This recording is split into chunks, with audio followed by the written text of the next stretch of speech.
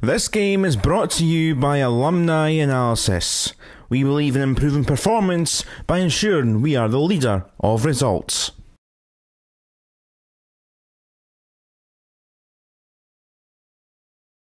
Good evening from this SPFL League 2 evening match, and we're at Hampden Park for Berwick Rangers' trip up to the National Stadium to play Queen's Park. Queen's Park are in a very tight top of the table clash up there with Albion Rovers and Arbroath, and really it's a 3-horse race as far as the title goes. Berwick need to pick up something. A win would be fantastic for them on the road to stay in touch with the likes of Annan Athletic, who at the moment occupy 4th place. They don't want to fall further behind, but it is a difficult task for the BJs away to Queen's Park. It's got all the hallmarks of tasty games though, with both sides playing for slightly different reasons, but both looking towards those promotion places. One it's for the title, the other it's at least to get into the playoffs. And a terrific crowd, hopefully around about 1,000, just shy of 1,000 expected at Hampden Park for this game under the lights. The referee shaking hands with the players. Nick Walsh is the man in the middle today. And there's a bit of an advantage for both sides, knowing some of the earlier results.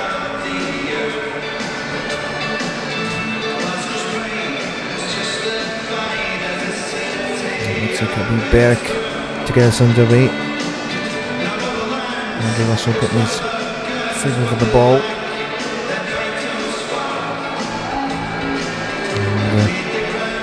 Nichols just ensuring that everyone's there, countering up, everything's ready. Final check of the watch,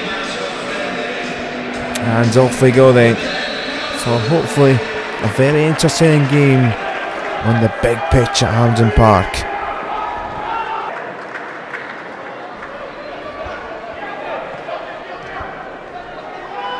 On the top, hooked away by Rooney. Here's Cameron, and the player manager with a decent dig, but straight into the hands of William Muir.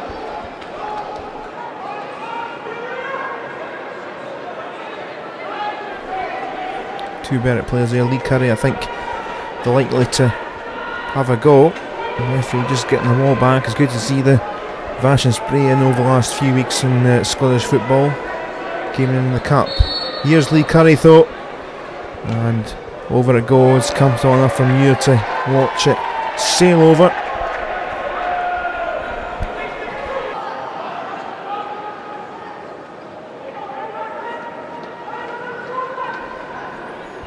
Slide coming in. Cameron now finds support. Didn't ball. Russell, and it's a header that's gone wide, and you wonder why. There was an acre of space for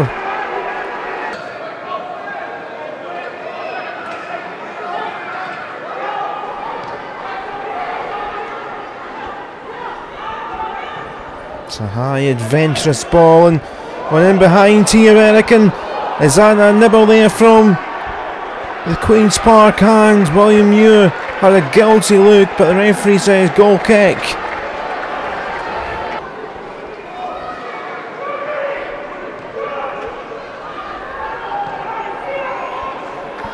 Berwick getting forward here. Oh, it's slipped through to Russell. Still with Russell now, trying to find the space. Maxwell now, and just wide. And Berwick were making inroads there.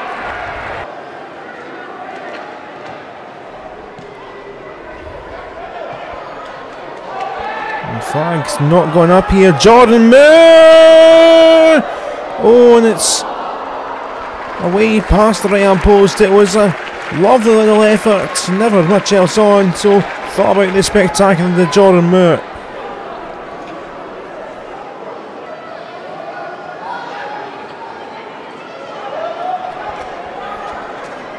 Referee making sure the ball's set. It's a long way out, but I think Darren Moore fancies this. There's Darren Miller. Not far away again.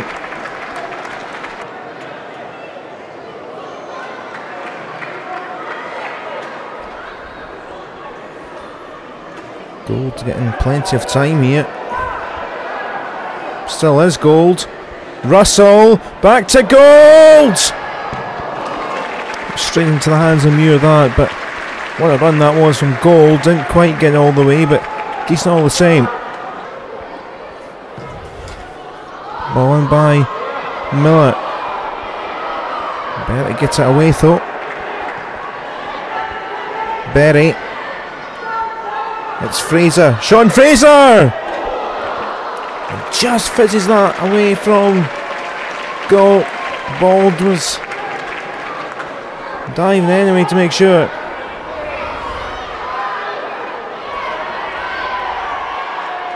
McElroy. Good exchange of passes with Miller. Back to McElroy now. And Bald comes out. Oh, does he keep it in his hands? He does. I think he's doing the free kicky well. And that was a little dicey from the keeper, but Berwick hold on to it.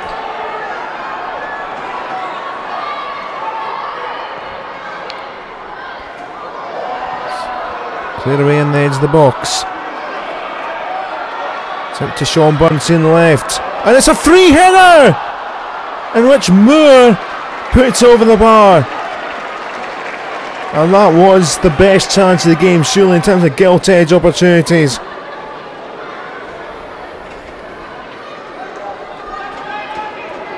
There's the Queen's Park corner. Fraser at the tip, and McPherson! 15 minutes to go. Ross McPherson's been on the petrol for 8 minutes. Patterson from Fraser's glancing header, and Bald was completely caught out in the middle of that Stramash in the box. Queen's Park lead, thanks to Ross McPherson's tapping.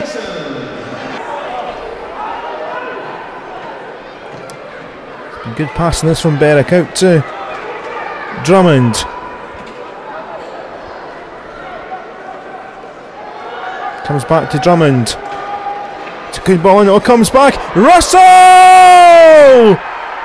There is the equaliser. It's taken 3 minutes to reply, and this game has come to life. And it could be some finale. David McGregor's header only came down as far as Russell, who chested brilliantly, and a fantastic strike. 1-1.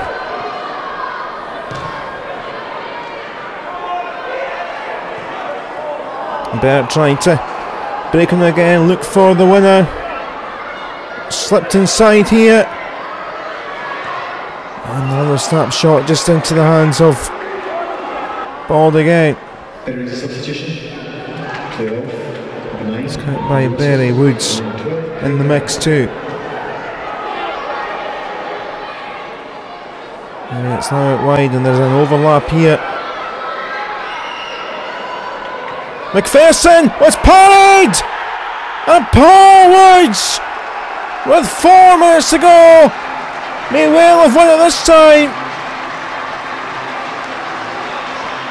Wonderful run down the right hand wing.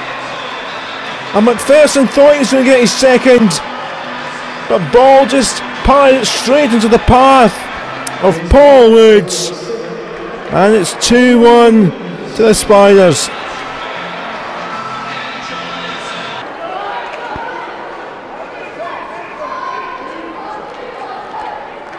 Muir's taking his time with this goal kick, but there is the final whistle.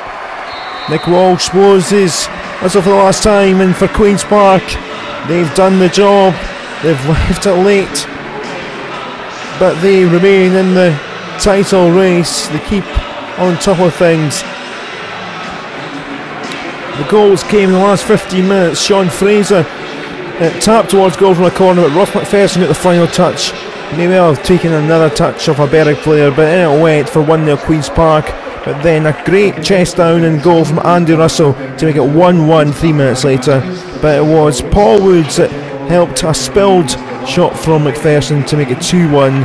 almost in the nick of time with 4 minutes left of the 90. For Queen's Park, it means they're 2 points clear of Arbroath. Arbroath and Albion do have games in hand, but it means for the moment Queen's Park are on top of the world, and if not in the world, they're top of League 2 anyway.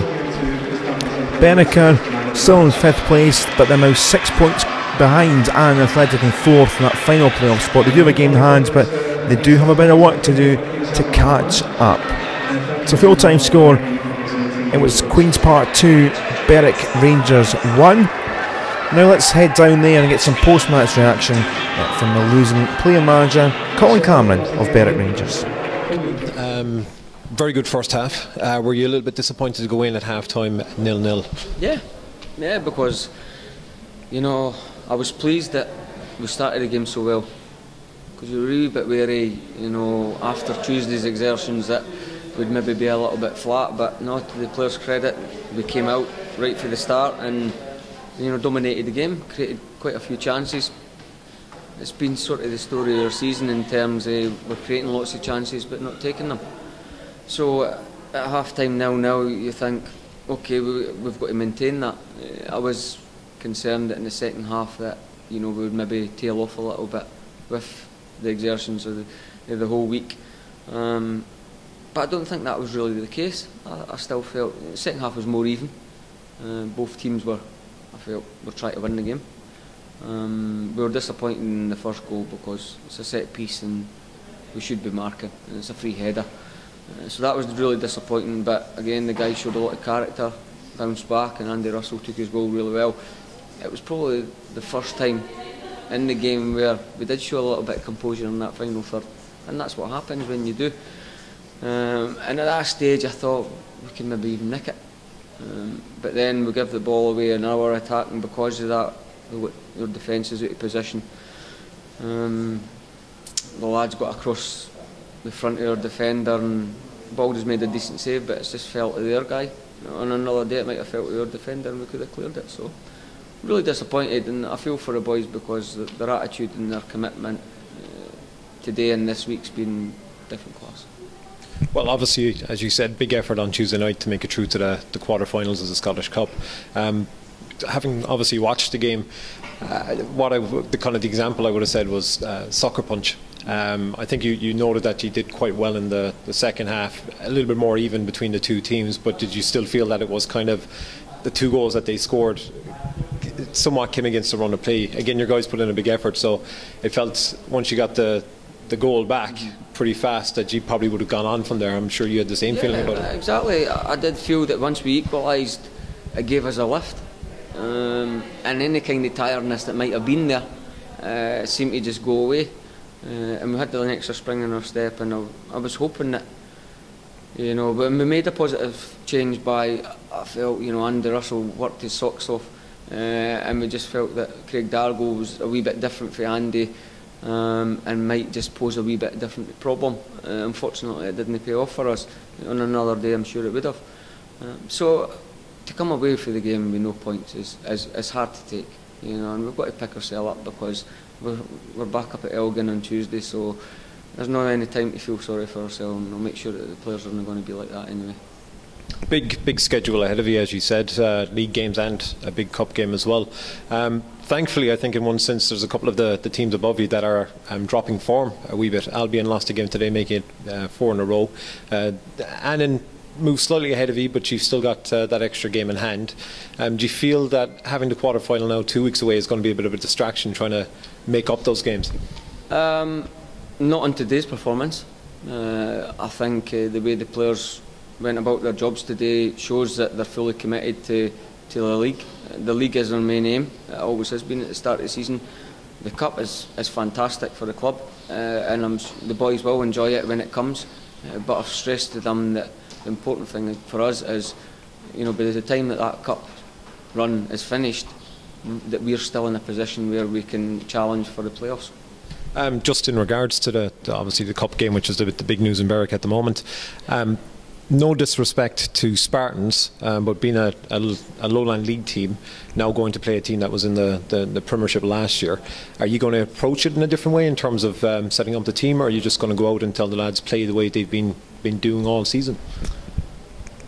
It's times to be, for the boys to enjoy. They've worked hard to get to the quarterfinals. We're underdogs. There's no pressure on us.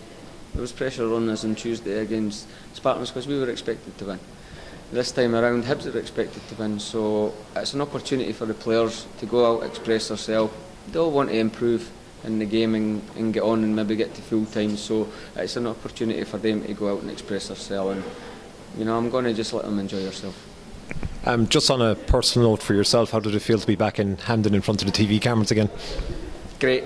I loved every time I pulled on the Scotland jersey here, and it was fantastic. Okay, there wasn't many people there today, but I still love coming out here and playing at Hampden. I'd love to play here every week.